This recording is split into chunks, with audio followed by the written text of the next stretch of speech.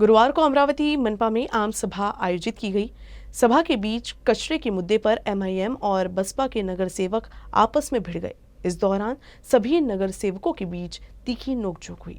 अमरावती महानगर पालिका की आखिरी आम बैठक गुरुवार को मनपा हॉल में शुरू हुई। बैठक में एक मुद्दे पर एमआईएम के पार्षद और बसपा के पार्षद के बीच कचरे के मुद्दे पर तीखी बहस हुई। इसके कारण हॉल में तनाव का माहौल बन गया। दरअसल आम बैठक में मनपा के स्वामित्व वाले व्यापार परिसर में झुग्गी झोपड़ियों की अवधि बढ़ाने के साथ संशोधित दरों के प्रशासनिक प्रस्ताव और कचरे के मुद्दे पर चर्चा शुरू हुई थी। बसपा पार्षद चेतन गावंडे वोट डाल रहे थे। इस बीच एमआईएम पार्षद अब्दुल नाजिम पार्षद चेतन पवार को कोसने लगे, जिसके बाद हॉल में कोहराम मच गया। हंगामा बढ़ता देख बैठक कुछ समय के लिए स्थगित कर दी गई। हालांकि बाद में कामकाज को दोबारा शुरू किया गया।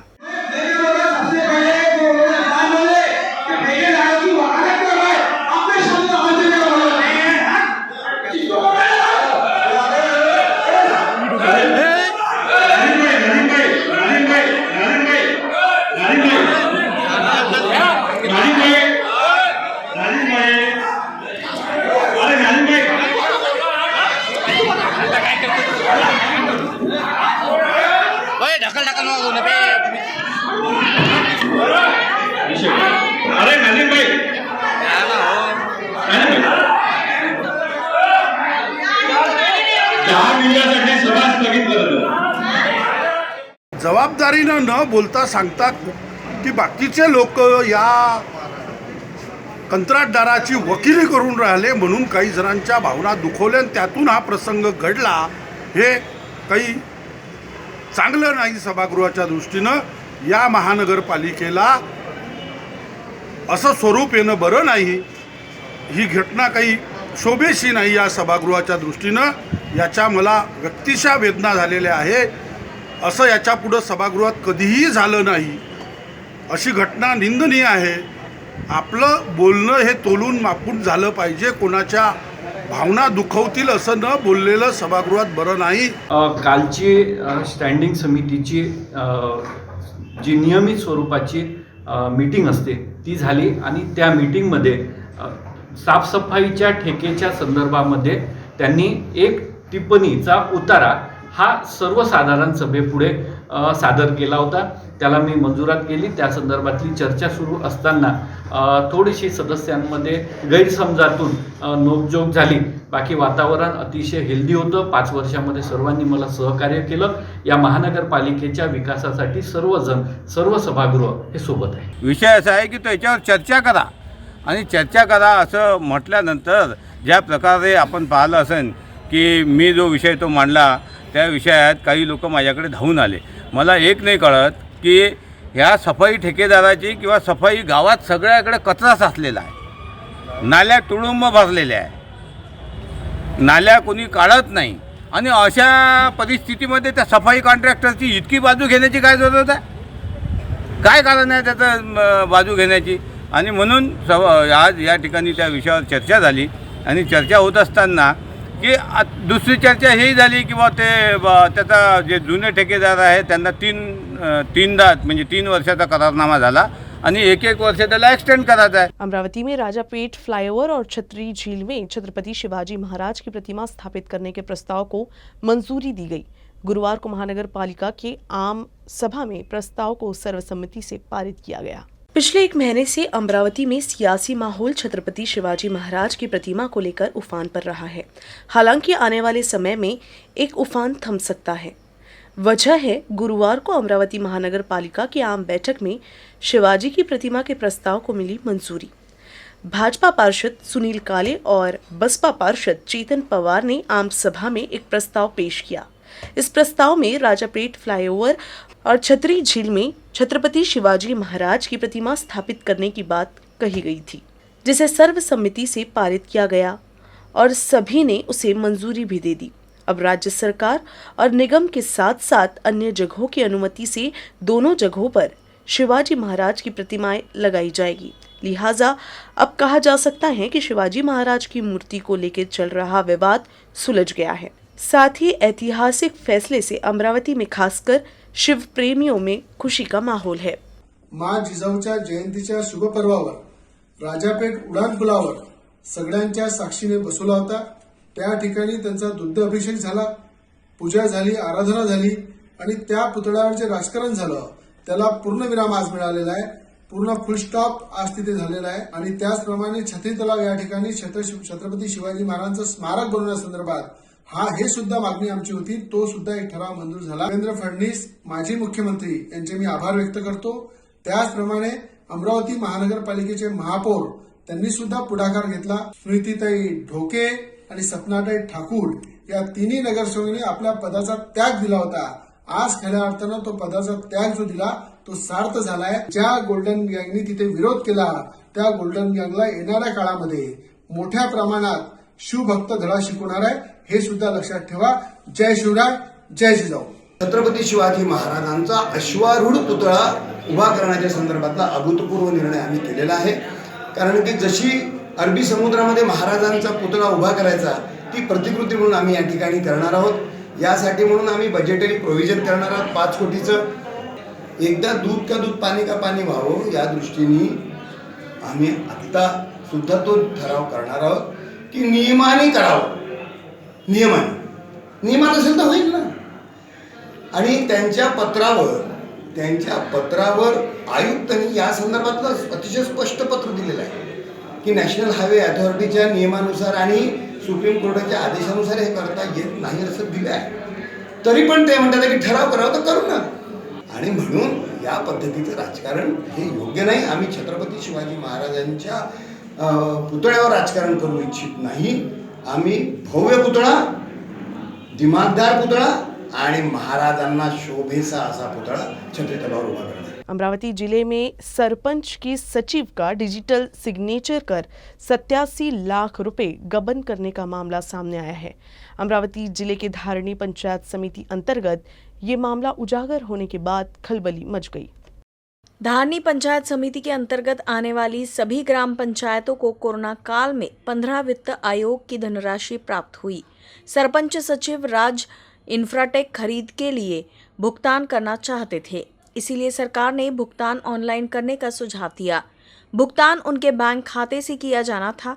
सरपंच सचिव के डिजिटल हस्ताक्षर उस डीएसी का उपयोग करते हुए अनिल खड़से और उनके सहयोगियों सिद्धार्थ मनोहरे ने राज्य इंफ्राटेक के खाते में राशि का भुगतान किया।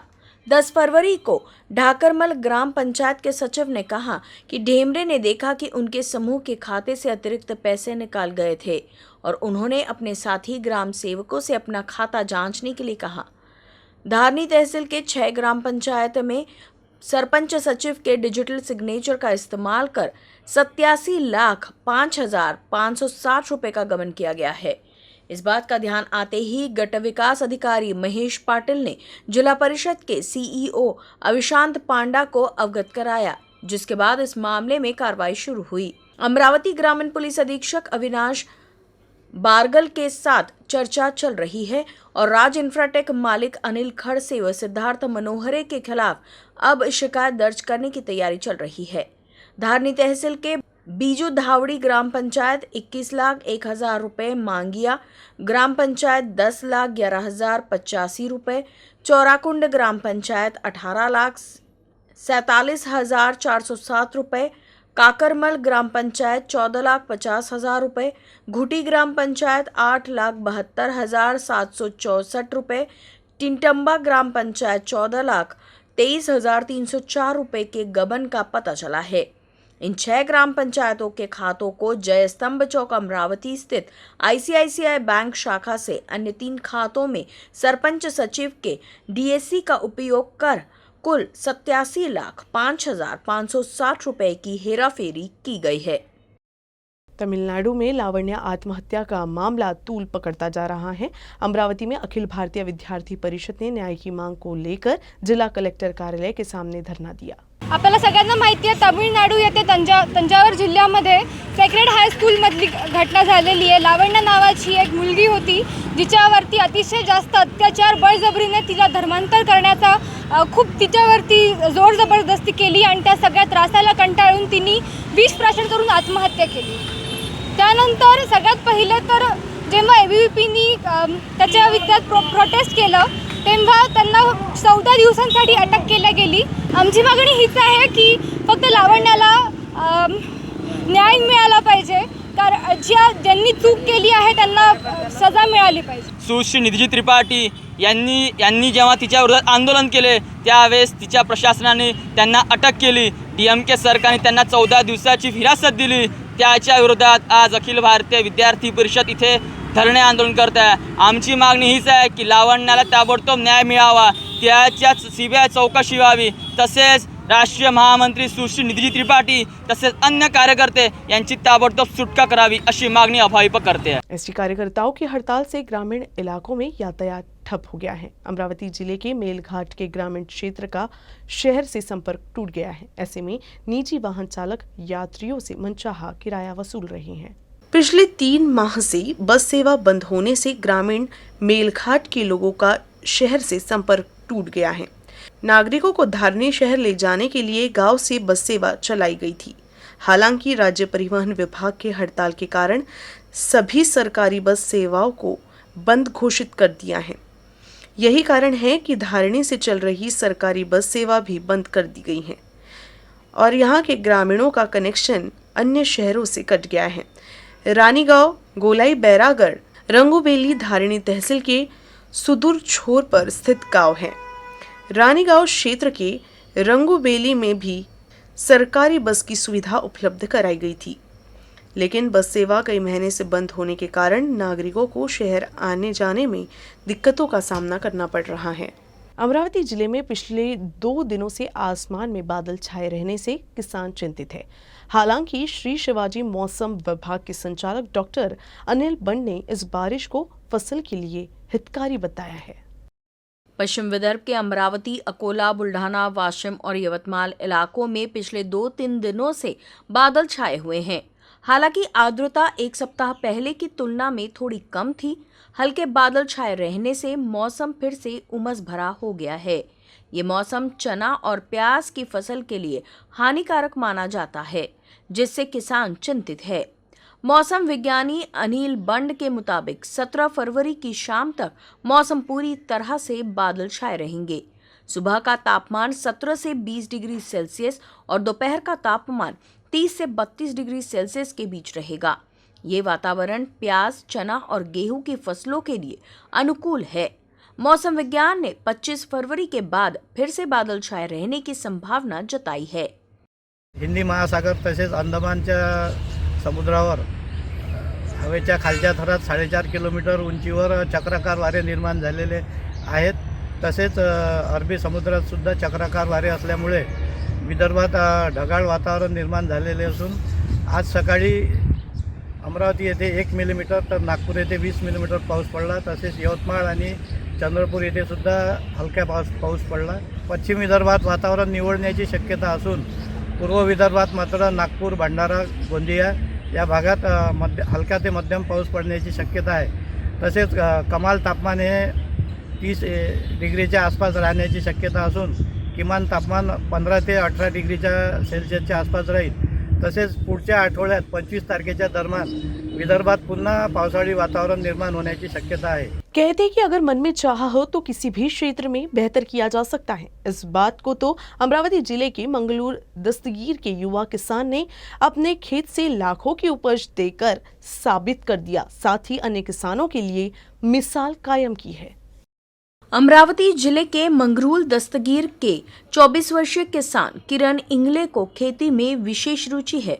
कृषि के प्रति अपने जुनून के चलते किरण ने 12वीं तक की शिक्षा पूरी की और खेतों में कड़ी मेहनत करने लगा. किरण ने इस साल पारंपरिक तरीके से खेती कर 4 हेक्टेयर में पत्तेदार सब्जियों की फसल लगाई. इसमें उन्होंने टमाटर, बैगन, संतरा, चना, मिर्च, पत्ता गोभी, प्याज जैसी विभिन्न पत्तेदार सब्जियां उगाई है. इस साल उसे 20 लाख रुपए की आमदनी हुई है. युवा किसान किरण का मानना है कि पारंपरिक खेती किसानों के लिए लाभकारी है. 10 एकर शेतामध्ये मी भाजीपाला उत्पादन घेत असतो. गेल्या 2 वर्षामध्ये कोरोना काळामध्ये जवळपास मला 15 लाख रुपयाचं नुकसान झालेलं आहे. त्याच पार्श्वभूमीवर मला त्याची भरपाई काढण्यासाठी यावर्षी मला भाजीपालाच पूर्ण लावलेला होता. त्यामध्ये मी टमाटर, चवळी, वांगी आणि यावर्षी चांगले रेटसुद्धा मिळाले. वांग्याला मार्केटमध्ये 80 ते 75 रुपये सरासरी भाव मिळाले. आतापर्यंत मला उत्पन्न 15 लाख रुपये झालेलं आहे. इथून मला समजा पुढे तरी 5 लाख रुपयाची अपेक्षा आहे. माझं टर्नओव्हर 20 लाख रुपये होतात दरवर्षी. आणि त्यातून मला मजुरीसुद्धा मी जवळपास 10 ते 15 कुटुंबाला रोजगारसुद्धा मिळवून द्यायचा प्रयत्न करत असतो. शेती ही फायद्याचीच असते, पण थोडा प्रयत्न हा चांगला आणि अनुभवी व्यक्तीकडून जरासा अनुभव मिळाला तर शेती ही चांगलीच असते. मला आजार झाल्यामुळे डोळ्याचा आजार झाला होता, त्यामुळे मी शेती करू शकलो नाही. त्याच्यानंतर माझ्या मुलांनी शेती सांभाळणं सुरू केली. तेव्हापासून आधुनिक पद्धतीनं जे नवीन नवीन योजना आल्या, नवीन नवीन तंत्रज्ञान आलं, तेव्हापासून तो चांगल्या तऱ्हेने शेती करून आला. त्यापासून आता कोरोना काळात आम्हाला भरपूर घाटा लागला, पण तो घाटा कव्हर करायसाठी आम्ही यावर्षी पूर्ण 10 एकर भाजीपालाच लावण्यात आला. भाजीपाल्यात आम्हाला यावर्षी चांगलं प्रॉफिट मिळालं. त्यामुळे यावर्षी अशी अपेक्षा आहे की तो मला 20 लाख रुपयाचं उत्पन्न मिळवून देईल, अशी माझी अपेक्षा है। अकोला में एसटी बस को सुचारू रूप से चलाने के लिए निजी ड्राइवरों को काम पर रखा है। अकोला संभाग में डिपो ने अब तक 23 निजी चालकों की भर्ती की गई है। अकोला डिवीजन में वर्तमान में सड़क पर 50 बसें चल रही हैं, जिसमें प्रतिदिन 140 राउंड ट्रिप है। कुल 46 कैरियर और 46 ड्राइवर उपलब्ध होने के साथ इस तरह के जनशक्ति के साथ यात्री परिवहन की योजना बनाई जा रही है। संभाग के 9 डिपो से बसों ने 10,510 किलोमीटर का सफर तय कर 4,45,674 रुपये कमाए हैं। हालांकि हड़ताल के प्रतिभागी धीरे धीरे काम पर लौट रहे हैं, फिर भी चालकों की संख्या कम है, इसीलिए निजी चालकों को काम पर रखा गया है। अकोला संभाग के 9 डिपो में अब तक 23 निजी कर्मचारियों की भर्ती की जा चुकी है। किसान के बेटे की आत्महत्या पर किसान नेता रविकांत तुपकर ने सरकार पर निशाना साधा है। तुपकर ने कहा कि आत्महत्या पर सरकार को गंभीर विचार करने की जरूरत है। खामगाव तालुक्यातल्या पळशी खुर्द गावामध्ये महेंद्र बेलसरे नावाच्या एका शेतकरी पुत्रानं स्वतःचं सरण रचून आत्महत्या केली। ही घटना अत्यंत दुर्दैवी आहे आणि मन सुन्न करणारी आहे। शेतकऱ्यांच्या पोरांना जगायचं कसं असा प्रश्न आहे। आर्थिक संपन्नता नसल्यामुळे शेतकऱ्यांच्या मुलांना मुली मिळत नाही, ही सर्वदूर ग्रामीण भागातली सारखी अवस्था आहे। महेंद्र बेलसरे हे प्रातिनिधिक उदाहरण आहे। आज त्यांनी डिप्रेशनमध्ये जाऊन आत्महत्या केली। अशीच अवस्था आज ग्रामीण भागातल्या सगळ्या शेतकऱ्यांच्या पोरांची आहे। मी त्या आत्महत्येचं समर्थन बिलकुल करणार नाही, परंतु आज ही वेळ ग्रामीण भागातल्या शेतकऱ्यांच्या मुलांवर काय येऊन ठेपली याचं खोलामध्ये संशोधन होणं गरजेचं आहे। राज्यकर्ते नेमकं काय करतायत? एका बाजूला मुठभर लोकांचे लाड करायचे आणि दुसऱ्या बाजूला गावाकडचा शेतकरी मारायचा, शेतकऱ्यांची मुलं आणि मुली आत्महत्या करतात त्यांना मारायचं। ही आत्महत्या नाही, हे सरकारने पाडलेले खून आहेत असा माझा स्पष्ट आरोप आहे। म्हणून सरकारनं जाणीवपूर्वक विदर्भ मराठवाड्यातल्या ग्रामीण भागाकडे लक्ष देणं गरजेचं आहे आणि शेतकऱ्याच्या घरात जोपर्यंत आर्थिक संपन्नता येत नाही तोपर्यंत शेतकऱ्यांच्या पोरांचे लग्न सुद्धा होणार नाही, अशी आज अवस्था आहे। हा खऱ्या अर्थानं आमच्यासारख्या चळवळीतल्या कार्यकर्त्यांचा सुद्धा पराभव है। बुल्ढाना जिले के खामगांव के वामनगर क्षेत्र की रहने वाली विधि संजय पाहुरकर ने बैडमिंटन चैंपियनशिप में युगल में प्रथम पुरस्कार प्राप्त किया है, जिसके बाद विधि को राज्य स्तरीय बैडमिंटन टूर्नामेंट के लिए चुना गया है।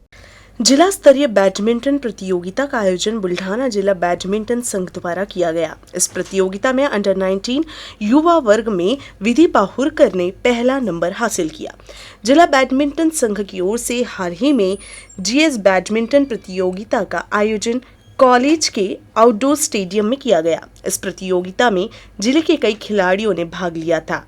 इस स्थान पर आयोजित प्रतियोगिता में उसने अंडर 19 खिलाड़ियों की प्रतियोगिता में प्रथम स्थान प्राप्त किया है और राज्य स्तरीय बैडमिंटन प्रतियोगिता के लिए भी चयनित हो चुकी है। इससे पहले विधि कई प्रतियोगिताओं में प्रथम स्थान प्राप्त कर चुकी है। उल्लेखनीय है कि विधि पाहुरकर ने परीक्षा होते ही कुछ दिनों के अभ्यास के बल पर प्रतियोगिता का खिताब अपने नाम कर लिया, इसीलिए हर जगह उनकी सराहना हो रही है। विधि पाहुरकर पुलिस हेड कांस्टेबल संजय पाहुरकर की बेटी हैं, जो जलम में पुलिस विभाग में कार्यरत है।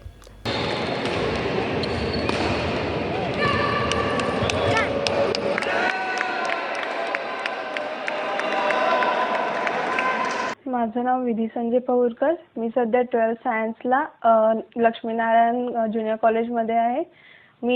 मला बॅडमिंटन खेळायचा लहानपणापासून खूप जास्त छंद होता. सध्या मी जिल्हास्तरीय, डिस्ट्रिक्ट लेवल, स्टेट लेवल असे खूप सारे टुर्नामेंट्स खेळलेली आहे. पण आता नुकत्याच झालेल्या MBAचे जे मॅचेस होते डिस्ट्रिक्ट लेवलच्या, त्यात मी डबल्समध्ये फर्स्ट, अंडर-19 फर्स्ट घेतला आहे आणि आता स्टेटसाठी माझी तयारी चालू आहे आणि त्यासाठी पण मी खूप जास्त हार्डवर्क करणार, ज्याने की मी त्यात पण मेडल जिंकू शकेल अशी माझी प्रयत्न राहणार.